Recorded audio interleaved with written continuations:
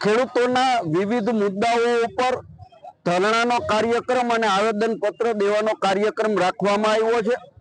ખેડૂતોની મુખ્ય માંગ કે માવઠાના વરસાદને કારણે ખેડૂતોના ઊભા પાક મગફળી, સોયાબીન, કપાસ, ડાંગર આ તમામ પાકોને જે નુકસાન થયું છે એ નુકસાનીનું વળતર ચૂકવવાની સાથે સાથે ખેડૂતોના જે ધિરાણો છે, ખેડૂતોના જે દેવાઓ છે એ માફ કરવા જોઈએ।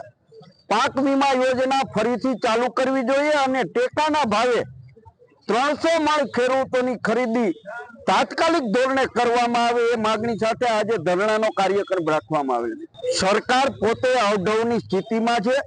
કૃષિ વિભાગ પહેલો પરિપત્ર કરે કે 20 દિવસની અંદર સર્વે પૂરો કરવો, રાજ્યના કૃષિ મંત્રી 7 દિવસમાં સર્વે પૂરો કરવાની વાત કરે, ગુજરાતના મુખ્યમંત્રી 3 દિવસમાં સર્વે પૂરો કરવાની વાત કરે, એટલે સરકાર વચ્ચે ક્યાંક ને ક્યાંક અસમજતા બનાવવાનું વાતાવરણ છે।